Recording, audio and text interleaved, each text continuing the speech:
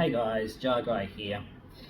It's been a very long time since I've done any content on my channel, but I think now's probably the best time to do so. For those of you all that know me, I'm a huge Dragon Ball fan, and obviously you don't need an introduction from me to tell you that we lost Akira Toriyama at the beginning of this month here in 2024, March 2024.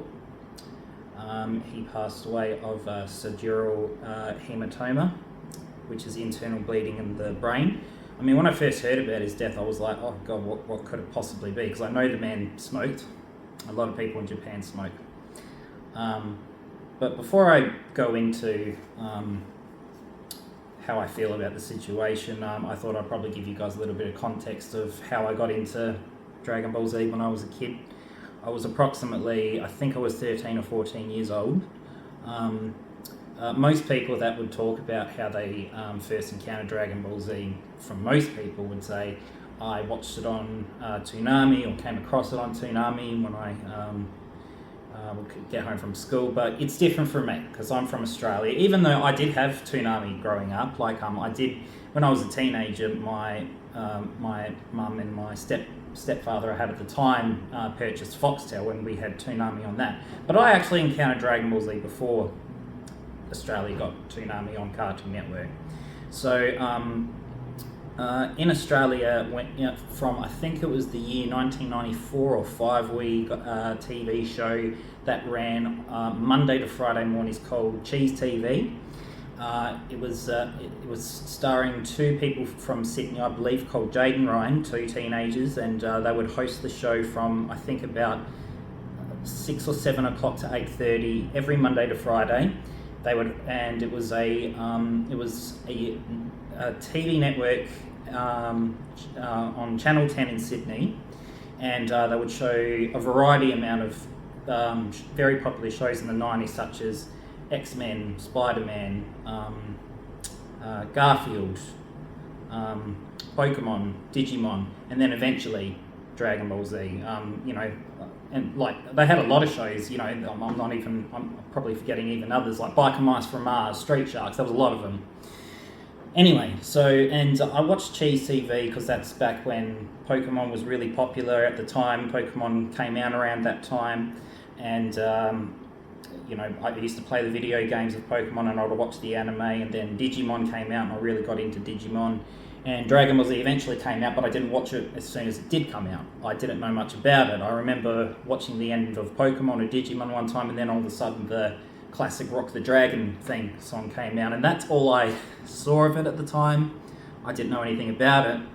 I remember a few months later I did watch one scene of it before I went to school, which was the episode when Vegeta killed Dodoria and found out about his planet Vegeta being destroyed. And I'm like, oh, this guy's a pretty badass character, but he didn't really grab me at that moment. But I just remember I kind of like this guy. Anyway, so from what I remember, I think it came out in 99, and I think I started watching it in 2000, and I was in year 7 at the time. It was my final year of primary school before going into high school. And then I was talking to my friend, and he said to me, have you been watching Dragon Ball Z? And I said, no, not really. I don't really know anything about it. And he said, oh, well, the main premise of it is you collect 7 Dragon Balls and you can make a wish. And that's all I knew of it at the time. And I was like, still wasn't grabbing me. And then I remember it was school holidays. And I remember back when I was in year 7 school holidays, I was just sleeping all the time.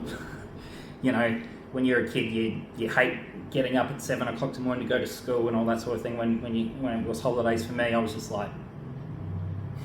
But anyway, so my cousin came over for a sleepover, and my cousin was my younger brother's age, and they were watching it and they were talking about it, and my brother started getting into it, and I was like, okay, well, obviously now that somebody's convinced my brother to watch it, I might as well give it a try. So I started watching it, and this was around the time where Goku first started fighting Frieza. I think it was the episode when Frieza was using just his legs, and he was just going like this, not using his arms.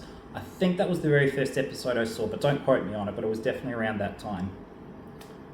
And I asked my brother, where's that Vegeta guy? Because I remembered that scene, and he's like, oh, he's dead. And I'm like, oh, you got to be kidding me. No. And then as I watched it, and then Goku turned for the Super Saiyan for the first time, and I really got into it then, and then all of a sudden Vegeta got revived, and then I really got invested in Vegeta's character. I mean, he's my favourite character of Dragon Ball Z. Even though he was a very brutal character at the beginning, like, you know, I remember there was an episode he murdered a bunch of Namekians and they didn't do anything wrong, but I loved the evolution of his character. That's the one thing that I really enjoyed about the anime. And so it continued with the Android saga, and that was my first year of high school, and, you know, I gained some friends watching it together, but, you know, we obviously also had the jock football players that made fun of me, but those people, it was a little bit difficult to get through, but, you know, I let it roll off my back. You know, I think I dealt with that better because when I was a kid, I was a huge Power Rangers fan, and a lot of kids made fun of me for liking that show. So when it came to Dragon Ball Z when I was getting older, I really let it rub off my back, and I was really proud of myself for going through that. And years and years later, like just going to conventions, you know, me being a cosplayer, I remember the very first con that I went to, because I knew Comic-Con was a thing in the United States, but in Australia it was very, very small at the time. My first con was in 2012. I was at a comic book store called Adelaide Comic Centre, which is in the state that I live in. It's been around for a very long time. They've changed locations in the city where it belongs, but it's been around a long time, and I saw a fly card for Oz Comic Con. The very first thing I saw on there was Sean Astin from Lord of the Rings. I was like, oh, okay, because I'm a huge Lord of the Rings fan. Then I saw Sean Shamel, and I was like, okay. And that was my first experience meeting a voice actor from the anime industry, just Dragon Ball Z in general anyway. I had to go. And then eventually, 3 months later, the first Melbourne convention, Stan Lee was there. And then all of a sudden I saw Chris Sabat, Eric Vale, and I was like, okay, now I have to go to that one. And as the cons went on throughout the years and me having fun cosplaying, and you guys know I have my Beerus costume, and that, you know, I have a lot of fun meeting people with that cosplay. Like, you know, I've done a lot of cosplays throughout the years. You know, I enjoy that before meeting, you know, guests at cons, but like throughout the years I've met a lot of Dragon Ball voice actors, like, you know, Stephanie Ndonli, Damien Clark, Chuck Huber, so many. And then all of a sudden 2018 came along, and there was announced that in Dallas, Texas, which obviously where Funimation is, Crunchyroll it's called now, the very first Kamehacon, and a friend of mine who I have met online, I never met her in person, SS Goshen 4, that's her YouTube channel, you should check her out. She gave me a message, and she's a much bigger Dragon Ball Z fan than me. You should see her collection if you haven't even been to her channel, but you would know when you see. She told me that I got to come and I got to bring my Beerus costume. I was like, how the heck am I going to do that? And I knew it was going to cost me a lot of money to go, you know.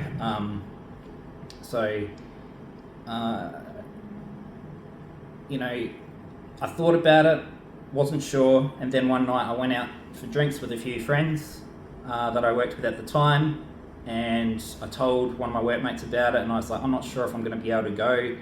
And he's like, do you realise that you're going to die one day? And I'm like, you know what, that's not bad advice. So I decided to go. I didn't know how I was going to bring my Beerus costume, but I told my dad about it, and luckily for me, he found 2 massive camping bags that were super protective on the outside, and I was able to bring it. Not only once, but twice. I went to the second Kamehacon too, and I made a lot of friends at the Kamehacon, like as we all like to call the Kamehacon fam. I love all of you guys if you're watching. And at the first Kamehacon, I also attended the cosplay competition, and that was a big moment for me because there's a viral video out there, you can find it easily, of the the parade, and we're all just walking around all the chairs, and you can see me, and I'm holding my head off, but I'm waving to people. And I remember when it was my turn, because everyone had a turn to go up to the microphone, and when I walked up there, I said, I came all the way from Australia, and I'm having a great time, thanks guys. And the whole crowd was like, just gave me the biggest applause, and that was a big moment for me. You just feel special in those moments, and my bucket list changed from there. I met other voice actors that I haven't met yet, like Cara Edwards, Tiffany Vollmer, Jason Douglas. That was a big one for me. I have a photo of me and him flicking each other in the face. Me in my Beerus costume. Ian Sinclair. So many, and I'm very fortunate. I've met almost all the voice actors in the Dragon Ball Z community that I wanted to. So, and anyway, none of this could have happened if it wasn't Akira Toriyama. Like, it's just such a huge loss that he's gone. It's hard to believe. I was expecting him to go maybe 2, maybe 3 decades from now, maybe. A lot of the voice actors are a lot older than him. And I'll also show you this. I'll show you two things that are, well, I've got 3 bundles of joy. I've got this cardboard cutout that I won in 2016 from the Resurrection F premiere. It was a competition at Shin Tokyo. I've always cherished having this thing in my home. And I also have met Masako Nozawa at Supernova, and here's a picture of me and her. And she also signed this for me, my Super Saiyan Blue. And I went to her panel, and she doesn't speak any English, but she did have an interpreter there, and I did ask her, what is Akira Toriyama like in real life? And she said, and because Akira Toriyama handpicked her to play Goku, and she did say, I have met him a lot of times, but there's a lot of times I wish I could hang out with him socially. She said her and the Japanese voice cast of Dragon Ball are very, very close friends, and they always go to parties together, and they always invite him, and he never goes, and which is expected of him because he is very, very private. I'm just going to move Goku out of the way. We all know that he has a very, very private life, and that's why we didn't hear about his passing until a week after his funeral, because his family wanted to mourn, which is totally understandable. And that just goes a lot about his character, because he, when he produced Dr. Slump, he could have retired in his very early 20s, but he just wanted to tell a story. And when he created Dragon Ball, he was not expecting the popularity that it did get. He wasn't expecting it to become an anime. He just always thought it was going to be a manga, and when he created it in 1984, and then when it became an anime in 1986, he's like, oh, he just had to keep writing more, and he wrote it as he went along. He really did. And you think that wouldn't work for some people, but it does work for some people, and just the writing industry or the illustrating industry just in general. George R.R. Tolkien, when he wrote Lord of the Rings, he made it up as he went along. And it's just, words can't really describe for me personally how we've lost a great idol in our life. And I remember making a video a few years ago about when Stan Lee passed away, and how, because I like other things as well. Like, I was made fun of in high school for liking X-Men, and X-Men's a big part of my life as well. Marvel's a big part of my life, and Stan Lee's death was expected. This death was not expected. And that's the other thing. I mean, I kind of look back on it now wishing I would have made a video about it, but I'll talk about it briefly now. I mean, when we lost Jason David Frank, that was really hard to hear. He was my hero when I was a child. Power Rangers was my childhood. Dragon Ball Z was my teenagehood, and still to this day, the manga will continue Toriyama, he'll still do a good job. And I am ashamed to say this when I heard that Dragon Ball Daima was the premise of what they were going to do next. I was disappointed with that, and I'm ashamed to admit that because I do want to see the manga return. I mean, and I just thought of it as them trying to do Dragon Ball GT in another way. And if you guys like Dragon Ball GT, that's totally fine. Unfortunately, it's not my cup of tea, even though I'm a huge Dragon Ball fan just in general. I just didn't really enjoy it. And I haven't even watched it in full, and maybe I'll watch it in full one day, I don't know.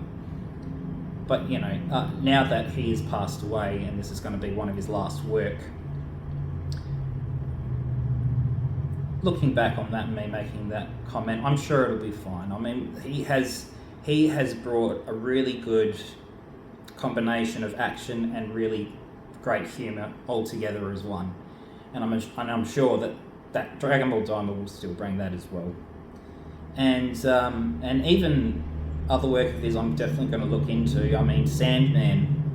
I watched the first episode of Sandman a couple of nights ago, and it's available on Disney Plus here in Australia now. So I'm gonna watch it. I know that the manga only was 14 minutes long, but I'm definitely gonna watch it, and I'm definitely gonna give it a go. They're bringing out, they've got a movie and they've got a video game coming out of it, and this manga came out 10 years ago. It's good to know that people are producing some more of his old work. I mean, like, I remember when Resurrection F came out and I saw the trailer, I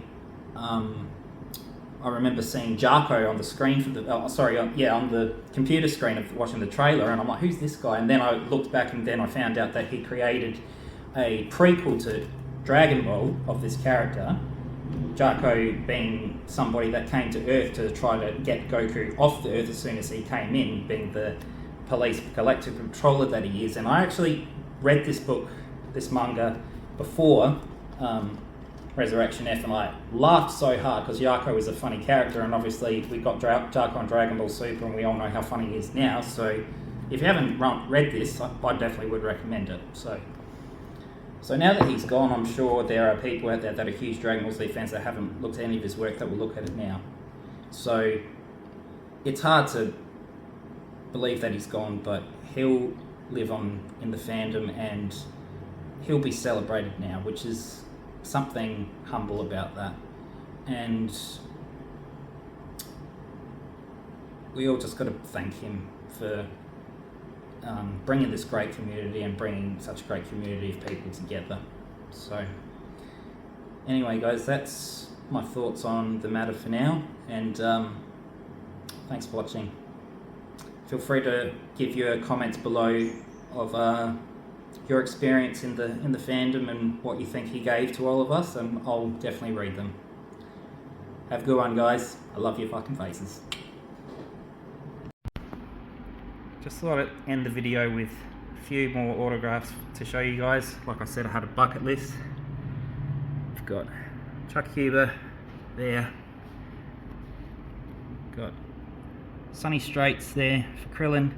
I can tell you, this guy loves to party. And we had him for Oz Comic Con. We took him to a few places, had a lot of fun there. Jason Douglas, Ian Sinclair, Kyle Haybear that I met at Oz Comic Con, the first one. Got another one from Linda Young. I was really happy with that one because I love Frieza, even though he's an evil asshole. Got a few Dragon Ball, Linda Young, Stephanie and Only again,